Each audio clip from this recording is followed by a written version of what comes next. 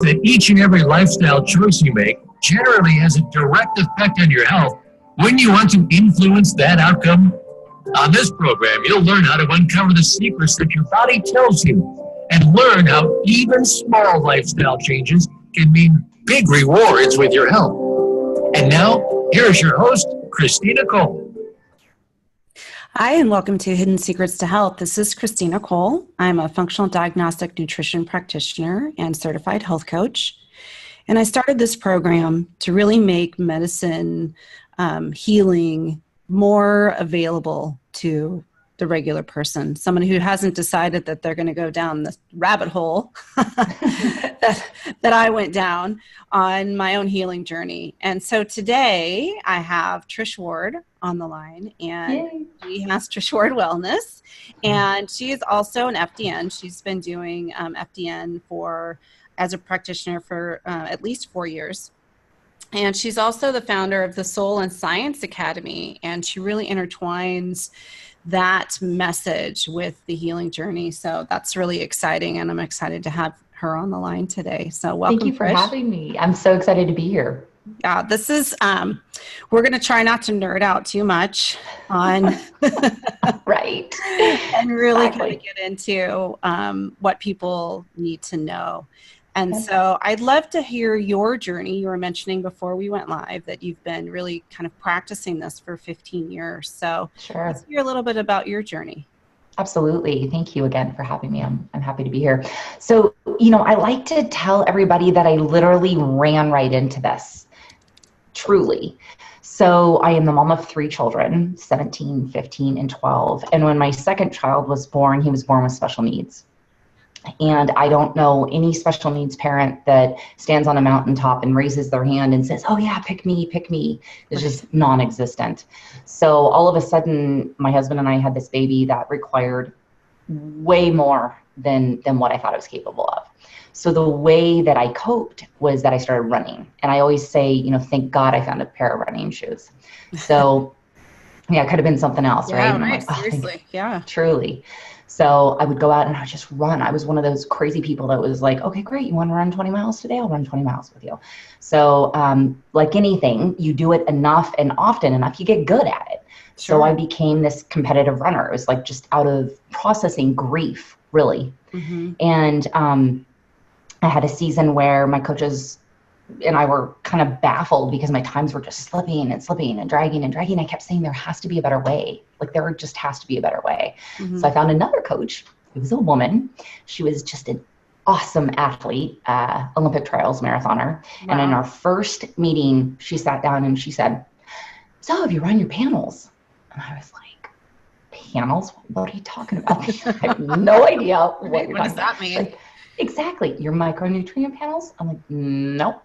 She's like, okay, that's the first thing we're going to do. So I ran them, and lo and behold, I had like no vitamin D, no vitamin B, no ferritin, which is the energy component to iron. Right. No, it explained exactly why I felt like I was dragging elephants through sand when I was running. All my times were slipping. So that really turned me on to, oh my gosh, here I was doing triples in a day, eating more at the age of 37 than probably an 18-year-old boy. And I couldn't, nothing was helping me. It was because my micronutrients was off. But as a result, I thought I started changing all of that. She really helped me and guided me with that. I started changing my son. And I thought, okay, if this is changing me, this has to help my son. And so I started playing with food with him, and it kind of changed the game. I mean, there were other pieces to it. Don't get me wrong. There were therapies and whatnot, but food was huge. Nutrients was huge. Food is huge and often overlooked. It is.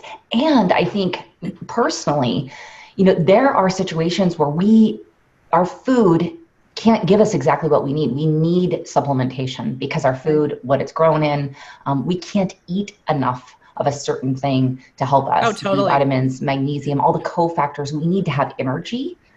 I was sweating enough that it wasn't possible for me to eat enough food. So that's how I really got turned on to everything. And then it just kind of changed the whole game. I changed, got me on my mission to help everybody. Yeah, I have to say that's the thing, is that you change. And it's a really interesting journey.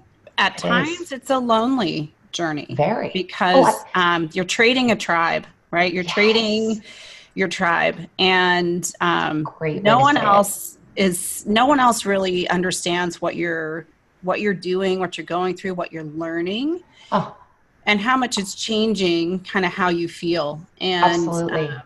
I think it is. Sorry, I don't mean to interrupt, but I was told I was no fun, that I don't do anything fun anymore because I wouldn't drink with anybody anymore.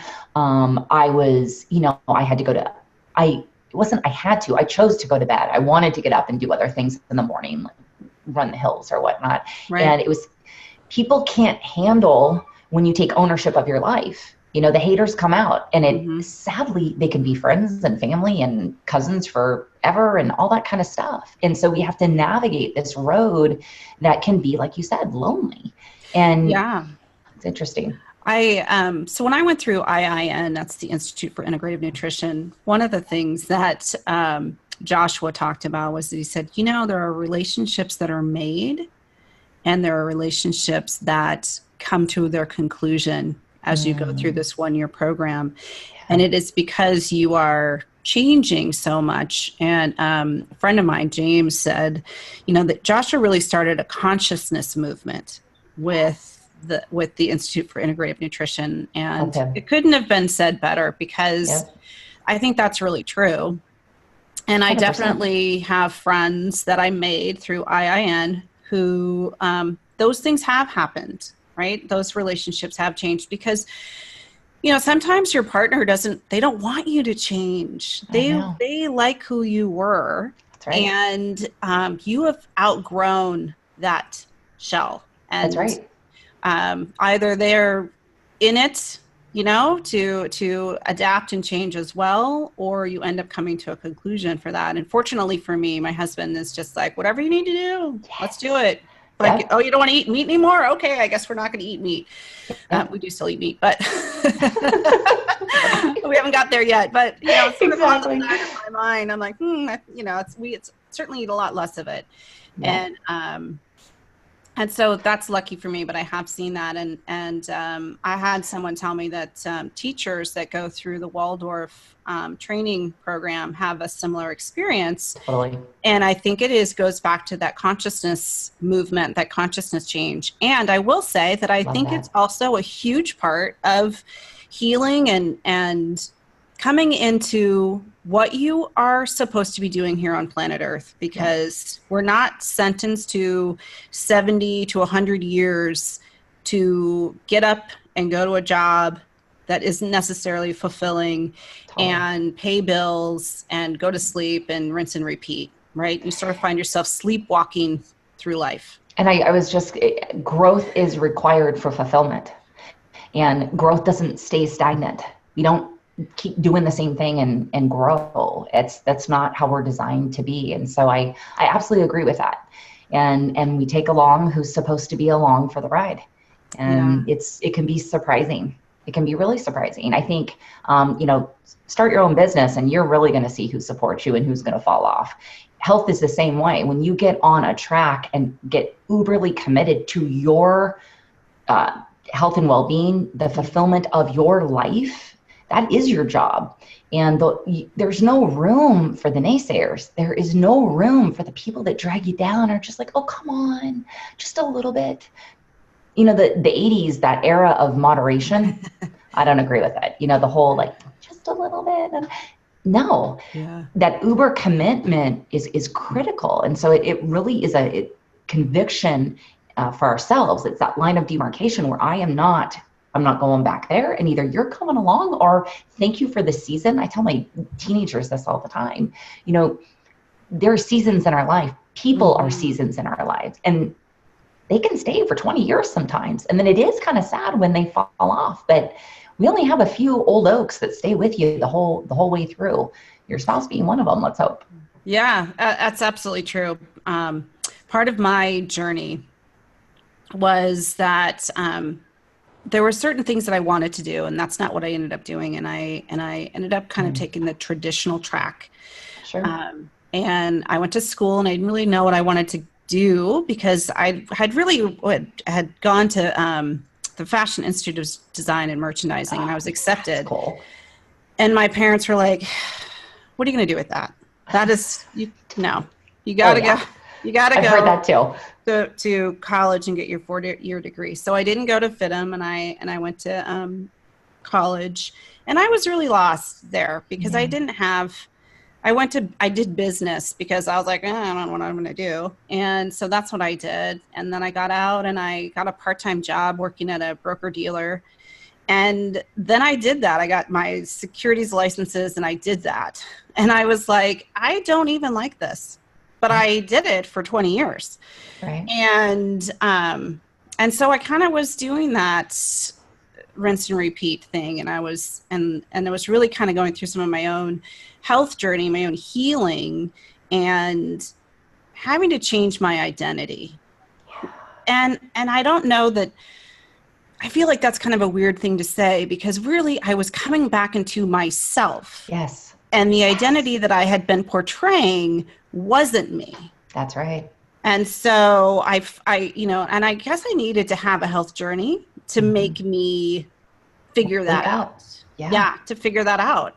Yeah. And so that's kind of what happened. That's critical. And I so appreciate that story because it does wake us up. It gets us to dial back into that knowing that we are. And it's scary because often, not always, but often we have to cut paradigms that we grew up with, like our shoulds.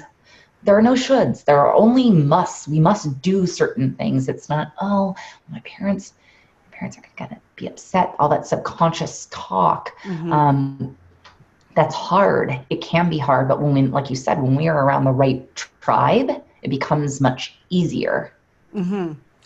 And the community aspect is super huge. I listened to Dr. Kelly Brogan speak yesterday a little bit on community, really. That's really what she was talking about, was community. And I really appreciate that. I'm currently running a parents group, and it's about raising healthy kids, but it's really about community and how vital that community part is. And when parents find community and find like-minded individuals who are all kind of concentrating on moving in the same direction, then our children see that, get to participate in that, and we kind of go back to that community that we were.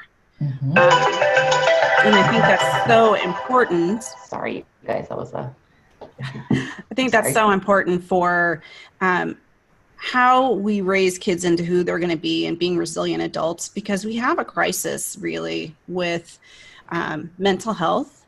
100%. And we have a crisis with addictions. So food addictions, screen addictions, pharmaceutical addictions, and then the self-medication that we do, right? So a lot of times it's you start off with the pharmaceutical, you're now told you can't have that anymore, and then that's a gateway into using street drugs, really. Exactly. And that's a much more common path than ever gets portrayed in the media.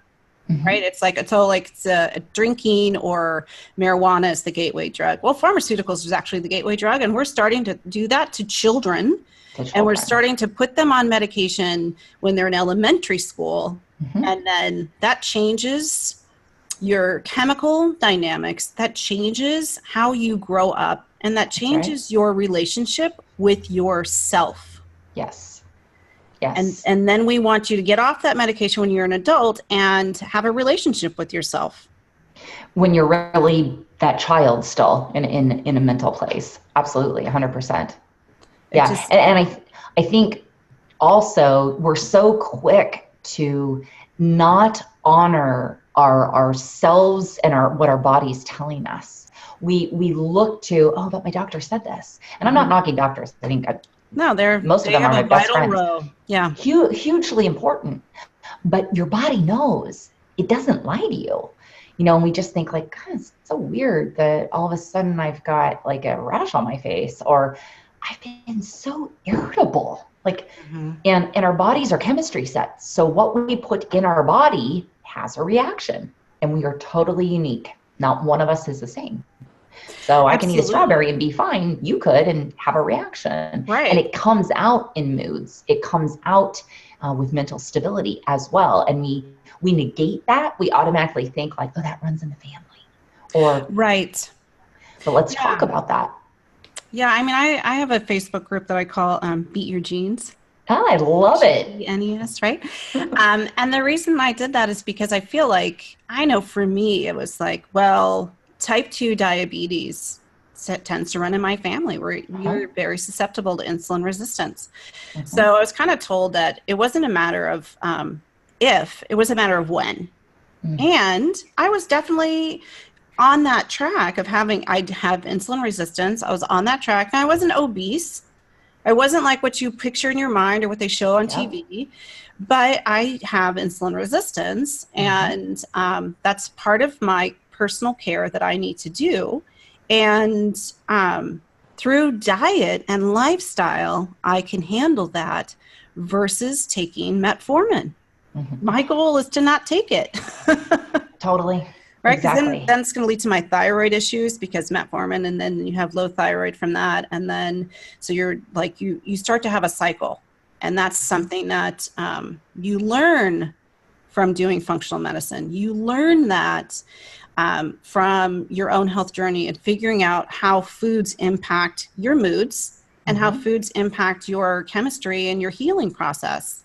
Totally. And medication is not the answer. Sometimes it's a palliative thing, or you need it for a period of time. But if you do other things, you really can change your life. You can change how you feel. And instead of like, pouring from an empty vessel, performing from an empty vessel, you're going to start performing from a feeling good place. Totally. Right? Yeah, and I want to reiterate really quick, if someone is listening to this and has high blood pressure and it's been recommended that you need medicine, absolutely. There are times when we do need to be put on medicine, but working with someone who has the knowledge base to then get you off of it is the next step. So I definitely want to clarify too, just from our perspective, right? We're not saying don't take it. We're just saying that there are options to get you off of it. Right. And I agree with you. I mean, people come to me and they literally say, okay, here's the deal. This is what I want. Actually, they can tell me what they don't want. You ask someone, and maybe listeners, what do you want? Tell me exactly what you want, and then we can work from there. Don't tell me everything you don't want. Let's talk about that when we come back from break. I'd like to hear some of that information. So we'll be right back. Absolutely. Okay, cool. Welcome back to Hidden Secrets to Health. I'm your host, Kristina Cole, a functional diagnostic nutrition practitioner and certified health coach. And we are speaking with Trish Ward of Trish Ward Wellness, who also has Soul and Science Academy. And I can't wait to talk a little bit about that. Trish has been an FDN practitioner for at least 4 years. And she really combines the science and the soul into her practice for total health and wellness. And we've been talking about just, the journey and how when you kind of go through a healing process, you have a transition stage that you go through, and the importance of community. And sometimes you really do have to let go of your past life as you move into your new life on the other side of making these changes. Yeah. So tell me a little bit about the Soul and Science Academy. Absolutely. I want to dive in that, but I would just want to go back to one thing you just said, because I think when we say we have to let go of our past life, what comes up for many people is how do I do that? We know that certain things, situations, experiences, people are not good for us, but how do we really let them go, especially with our family? But it takes a couple of things. Number one, getting really clear on boundaries. What is your boundary? What's your personal standard for your life? Digging deep on that. And then being really okay with who you are growing into be, and what you had said earlier about building a tribe and a community that's going to support you in those choices and changes. So it can seem really big and kind of overwhelming, like where do I start? But here's one thing you can do today to start. I tell everybody this when they come to work with me: open up your calendar and put a big fat X through like a morning section and say no to something. Practice saying no with love. Just say no. even if we all have these dangling carrots, right? Things seem amazing, and you should do this, and let's do this, and let's go. But practice saying no, because it is a practice. It just truly is. And then you can have some time for yourself, and then you don't feel so crazy overwhelmed and rushed all the time. So just wanted to give a tangible thing, because we start with these blank slates and we can have these amazing conversations. And then we go back to our real life and we're just like, okay, what do I do now? Right. Like for me, part of it was carving out a workout that I do. Yep. Right. And as much as I like to think that I will work out at home by myself, I do not. Yep, totally. I don't completely understand that. Yep. So I started going to a bar class, and I just put it on my calendar. Yep. That it's a 45-minute lunch workout, and I go and I see my girls there. Yep. And yeah, it is its own community, and they've done a really great job of building community there. And so you go and you get for me, that body burn is important for my mental health. 100%. Well, it's important on a physiological level for all of us, because our lymphatic system holds all of the toxins. It's like the sewage system of our body. We got to release all of that. Mm-hmm. If we hold on to it, it recirculates in our bloodstream and it makes us kind of nutso. So we have to move. I love what you did, though. You built a community. Mm-hmm. It's imperative. I have told people literally, okay, here's the deal. If you need to go down and sign up, and you need to tell that trainer to call you in the morning and say, hey, we're waiting for you, they'll do it. Oh, totally. We need to state what we need. I think that's part of what we were talking about earlier, where we live in this society that we become just really compliant in just sitting and scrolling and like, oh, wow, the compare trap. Oh, they have a great life. And oh, look at her eggplant sandwich she posted on Facebook. And who cares? Right. But we need to ask for what we need. And people are willing to give it. I think we think that, oh no, I'm going to be asking for too much, or it's going to look like I'm failing. Okay, if we are not failing, we are not growing. And if you're not growing, you've got a stagnant life. So we need to ask for what we need. And it's super simple. I'm telling you, trainers, any kind of fitness people, they are willing, they want to kick your tush. Like, so go down and tell them, please, just, call me, text me, get me here, help me get myself here. They will help you until you start getting yourself there. But I kind of digress, but it's really important. We can't do this alone. That is exactly what I talk about in the Soul and Science Academy. I've officially been doing this it's about 6 years, but I really have been doing this for about 15 years, motivating people to be the best that they know that they can be. Teaching potential and then actualizing that. But in all those years, I have never, ever seen it be just someone's science that gets them to transformation. It's also soul, and it has to be in alignment. And we know when we're out of alignment, we ignore our body a lot of the time. Yes. But if you wake up and you have, for example, let's say you have a conversation with someone and you walk away, and then you kind of like, you have this like random neck kink for like a couple of days, and either it was a business decision or a business conversation that you didn't really like, or it could even be a friend that maybe criticized you for something and then blew it off and was trying to be funny. But you get this kink and you're like, oh, I must have slept wrong. But then you think about that situation and the body festers. Yes. And that's a sign. It's a sign. And so that alignment of, okay, I need to listen. My body is always giving me clues. Your body is truly always working for you. I know those of you that are in a chronic state of disease at this current time might want to, beg to differ, but I'm telling you, your body is always working for you. And he or she is always giving you signs. You've been ignoring it for so long that your body's now said, fine. That's right. I'm going to be chronic. I'm going to be chronic because I'm going to get your attention. That's right. I'm going to do what it takes to get you back on your right path. 100%. And unfortunately, we are taught to ignore our intuition, to not listen to our body. And I think this happens a lot. And I think it happens a lot to mothers. I think it happens a lot to mothers. One of the best pieces of advice that I got when I was a new mom was, no one knows your child as well as you do. No 100%. one. no doctor, no neighbor, your mother, your best friend. No one knows your child as well as you do. So if you have an instinct about something with regards to your child, listen. Yeah. Seek 100%. other answers. Do your own investigation.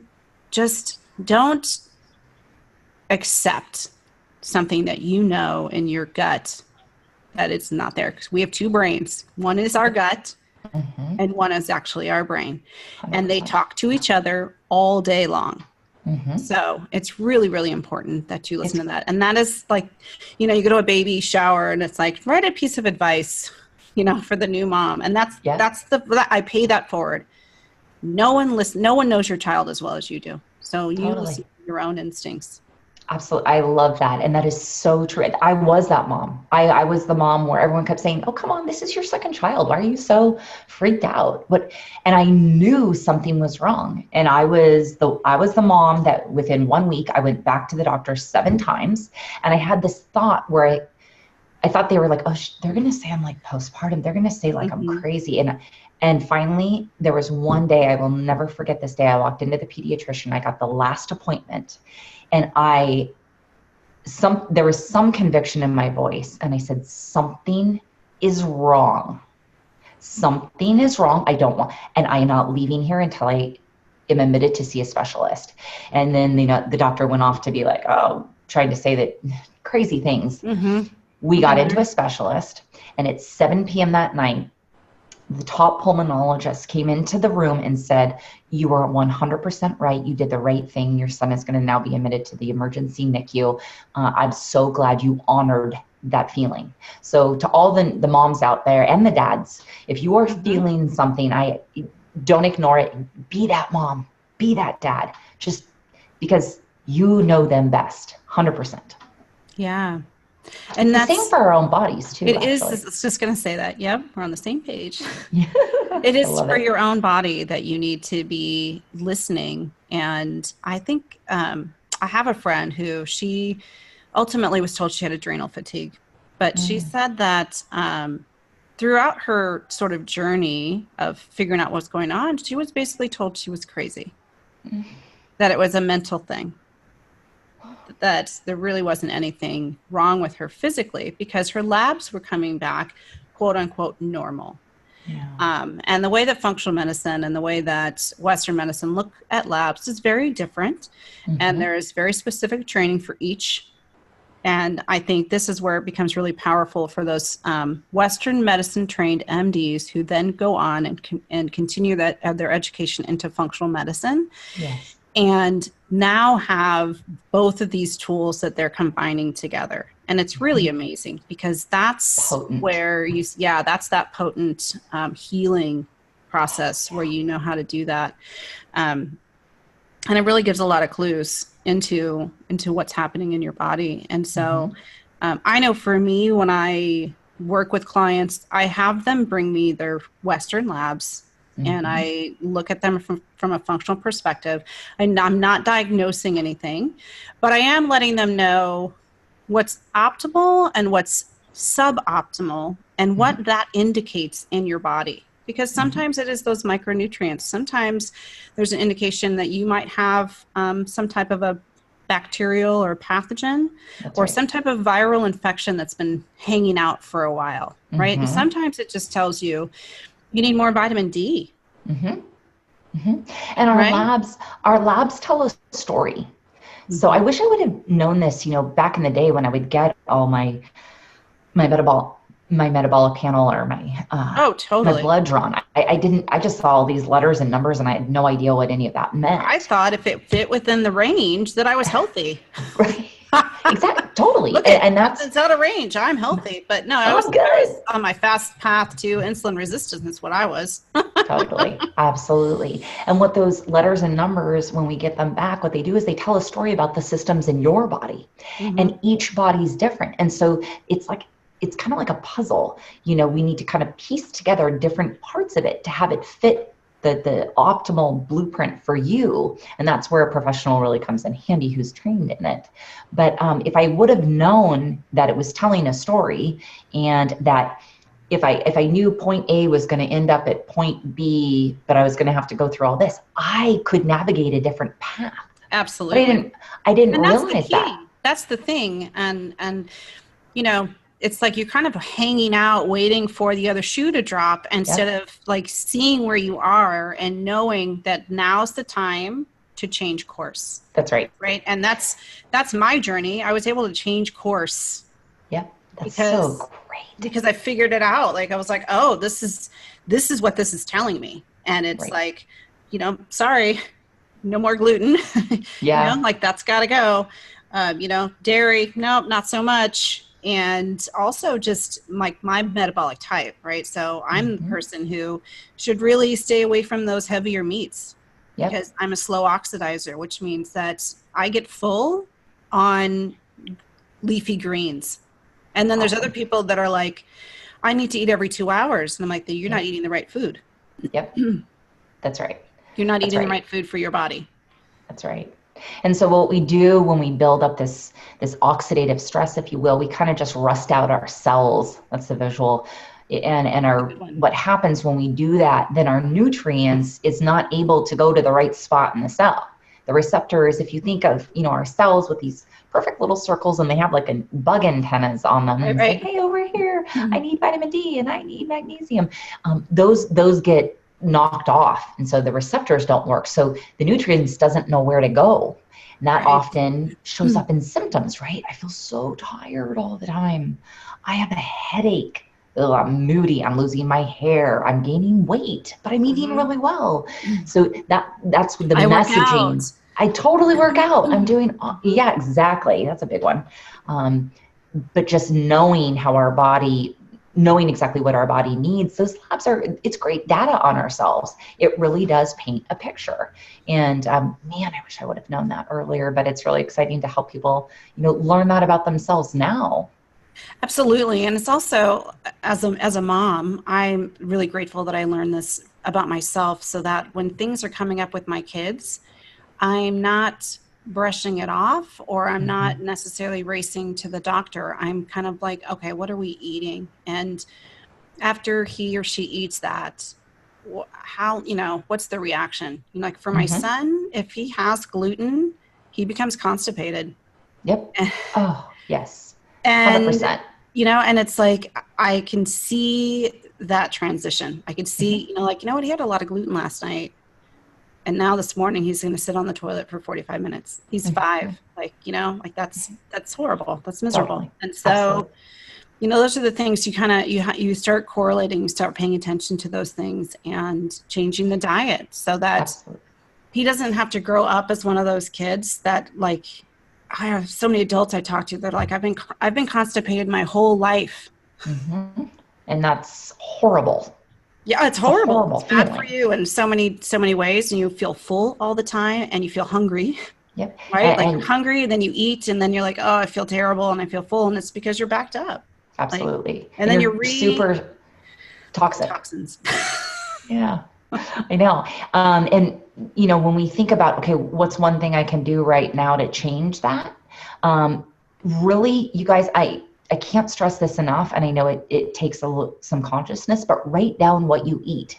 Not as like a shaming, oh, I'm not eating right tool, but as a clue to figure out how you feel. I want you to look at how your body is reacting. How do you feel? Are you constipated? Do you itch?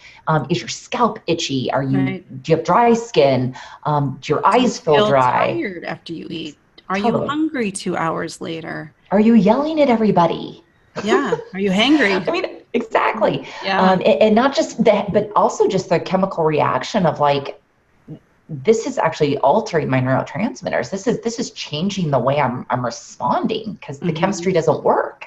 Exactly. Our body gives those clues, and that is something you could do it right in an app in your phone. I actually want people to write it out. I think there's something to actually writing it out. Yeah, I love the dietary check record. That's, you know, and I tell people this isn't about how many calories or how many ounces of anything you're eating. I just want to know, what did you eat?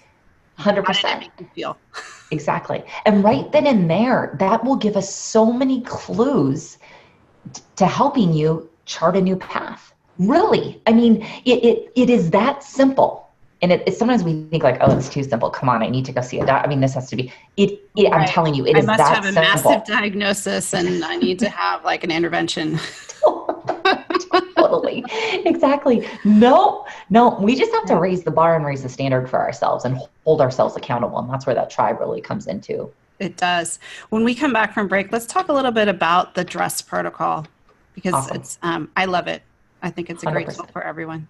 So Totally, we'll be right too. back. Okay. Back to Hidden Secrets to Health. I'm your host, Kristina Cole, a functional diagnostic nutrition practitioner and certified health coach. And we are on the line with Trish Ward. She is also a functional diagnostic nutrition practitioner. She has Trish Ward Wellness, and she also has the Soul and Science Academy. And so we keep like dancing over that. So what is the science, the Soul and Science Academy? Absolutely. It's an academy that I created for people who are really looking for lasting transformation. And as I stated earlier, I've been doing this for a while and I have never not seen someone need to address their science and then their soul in order to have lasting transformation. So the programs that I offer people address physiology and address chronic states, burnout being one big one that we see a lot these days, right? Yep. But then also addressing our soul desires. And are we living in a state where we are aligned, that we are fulfilled? We are in a doing society, right? The doing and the seeing and everybody compares. And like we were talking earlier, social media doesn't help any of that. No. But when we draw in and we're really on this path of wellness, that it does include our health, our physical health, but it also includes our mental and emotional health, and it really includes our spiritual health, which is our soul health. So I address all of those in the academy, and I have programs that address all three as well. When someone comes to work with me, they think, oh, great, I have a nutritionist, and this is so awesome, and we're going to like dial this in, and I'm kind of like, close the doors and let's get to the real root of what that is. And some of that really, truly is changing our patterning and how we think, how we even approach our health, and what really is the standard that we hold ourselves to. Because like we were saying earlier, when we live in a house full of people and we're trying to accommodate everybody, we let our standards fall down because we want it's either easier or we don't want to disappoint. And we got to change that because we are worth it. We are worth it, and we just have to figure out that path and then stay the course. And a lot of times, like we're saying, we need community to help us do that until we become experts in our own self. And that's okay. I think as we navigate this road of life, it changes. We need to bring new people in to help us grow. And that's exactly what we offer at the Soul and Science Academy. I think the term health coach is sort of newer on the scene. And I think it's interesting that a lot of universities are now having sort of health coaching programs, which is wonderful because it's an integral part of the team. And 100%. if you go to the Cleveland Clinic, which is Dr. Mark Hyman's functional medicine, I think there's like an 8 to 12 week program that you go through before you ever see a doctor. And that is just doing these lifestyle changes, finding a community. And the health coach is the person that helps keep you accountable because we can't do these things on our own. We won't. No, we won't. We won't. I'm so glad you brought this up. It's really true. And I think a lot of people think, and don't get me wrong, food is king. We have to eat. We all eat. And there are so many biochemical things that happen when we eat. And that's for a whole different episode. Yeah. However, addressing what you said right before we went to break about the dress protocol, the diet, the rest, the exercise, the stress reduction, the supplementation, it is key. So diet is a piece. One piece. But I want to hit on that lifestyle piece because this is something where people say, oh, yeah. And they want to shelf it, right? It's the yeah. Because food is quantifiable. You're going to eat. You're hungry. You're going to eat. But when, we say, hey, let's start looking at your lifestyle. Let's start looking at your stress. And it gets a little like, uncomfortable. Okay. That's a red flag that we need to kind of dig deeper here. And I love that the Cleveland Clinic takes you through that because I'm telling you, You do a dress protocol for 12 weeks. I can't guarantee, but I would vouch to say you probably might not even need a doctor at the end of 12 weeks. Absolutely. That's how critical true. all the steps are. Existential angst. That's what it reads buzzwords. And I love that. Existential Right? angst. But, because it's true, we have really separated ourselves from the need for spirituality. And I don't mean religion. No. And I think it's been tied up into religion. Yes. And it doesn't need to be. Like for me, and I remember saying this to my mom in high school, that I was like, Mom, I'm closest to God when I'm in nature. Yes. Oh, no wonder I love you so much. I'm like, that's my church. And totally. Like, well, you're 100%. church. And but eventually she really did start to see what I meant. And that was like, that's where I was refilling my soul. That's where I was 100%. Refilling what made me feel good and allowed me to get back into my own body and my own head. And that's one of the things that I really focus on with my clients is how to get out of your head and back into your body, because we have been spending all this time in our heads and carrying around these bodies like there's no impact to what's happening. And the holding on to anger, the holding on to grief, those impact your health. And 100%. If you don't you can't fix those with food, which we do try to. That's called emotional eating. That's right. Oh, you nailed it, 100%. Those are things that we do need to address, that they are an integral part of your overall well-being, and finding what's spiritual for you. And then when you make that X in the calendar, where you've said no to something, this is when you get to say yes to something that you want to do that will make you feel good. And it might be sitting in your backyard. It might be gardening. It might be pulling weeds from your garden. It might be, like for me, one of the things that I do sometimes is I do macrame. Yeah. And that's awesome. It's totally, I'm tying knots, but it allows me to it's a meditative form. Shut off. It allows me to I'm looking at knots, I'm counting knots. And a lot of times I'm in my head somewhere. Totally. But that's where I need to be right then. And so it's a subconscious process. Yeah. There might be things I should be doing, but that's not what I'm doing. No. And I'll do a whole piece in one night in a couple hours. And my husband's like, so that's what you're doing. It's awesome. And let's be there are so many shoulds in our life, and they just, they kill us. They really do. We all, we can either wake up and say, oh my gosh, I'm never going to have enough time, or we can just wake up and declare our day and just say, this is what I'm doing today. And the reality is in our society today, we might not ever have enough time to get it all done. But the real reality is why are we trying to get it all done anyway? Right? We are not superhuman. We aren't. We can only be the master of ourselves. And I think that's exactly what macrame does and being in nature does. It's just like, let's tune back in. Who am I? What do I like? When my kids were real little, I was totally into scrapbooking. Remember the scrapbooking days that everyone went to? Friday nights were like, I'm off with some friends and I do all these. My third child still doesn't have a book, so that shows you what happened. But running then turned into that for me. And now for me, truly, I've learned to love meditation. So I've pivoted in how I connect to myself. We're a huge nature family here too. So I would really rather go off in the hills with my dog and shut off. Scrapbooking, it was great. It served me for that season, but I've just changed. And in all reality, when we get in these busier seasons of life, when our kids have lives and they're still home under our roof, what we do to connect changes. And that's okay.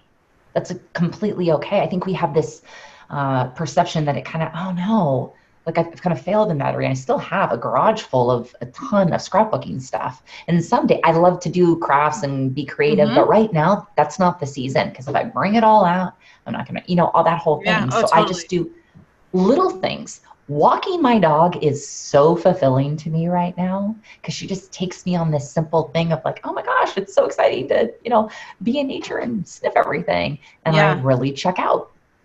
Yeah. I mean, this last Sunday, we went on a family walk, which is something that we're trying to do regularly. And I live right by the American River. And so, awesome. it's a quick little drive to this area where we can go for a walk, and does a big circle, and you go by the river a little bit. You kind of go through like what we like to call the tree tunnels. Yes. And So pretty there. And it's funny because my kids go to a Waldorf school, and the things that they learn at this age, I'm so jealous of. But as we're kind of finishing up our walk, my daughter's like, we need to get some time in with earth. And she takes her shoes off. And so then my son takes his shoes off, and I'm like, this ground is a little bit hard. But they went and walked probably half a mile barefoot because they felt like this need to walk and get Earth's heartbeat, because that's what you do when you walk barefoot. And she'll do that at home. The other day, she's like, Mom, take your shoes off. You got to walk on the grass and just feel the earth. And I was like, this kid's smarter than me. Children naturally ground themselves. Yeah. And the ions from the earth really do replenish us. They truly do. Yeah, they do.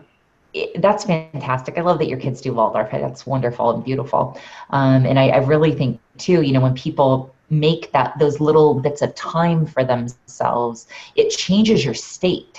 So when we change our state in a psychological sense, we then can move forward from conviction and certainty. And I think when we're standing in an unhealthy space, in an unhealthy physical body, it's really hard to make certain declarations for ourselves. So it's really important that we do these micro steps. And again, like we were saying earlier, they're not huge. They really aren't huge. I was just down in LA, and I was flying home on the plane, and these two wonderful women started to engage me, and they were asking me about what I do, and I was sharing, and they said, okay, so what do you do? And I have 2 apps for meditation that I do, and it's called Insight Timer and Calm. Yeah, I love Insight Timer. And they said, okay, how do we, one was working in HR, one runs a huge nonprofit. They're like, I struggle with it. I don't know how to shut my brain off. And I said, guess what? I don't know either. Mm-hmm. And they kind of looked at me, and they're like, I said, yeah. So what I tell everybody, start with 3 minutes. Yes. That's all. 3 minutes. And even if the chatter comes in, just be like, oh, there's the chatter. Great. And then it goes in and out, and it's just practice. And that is what our health is. This optimal life that we're striving for is nothing but practice and declaring that you are worth it, and you set boundaries so you can then live this optimal and amazing, healthy life. Yeah. It's, it's not taking things away. You start crowding out. And I think that's such a healthy way to look at what you're doing with your food. Yep. What you're doing with your time.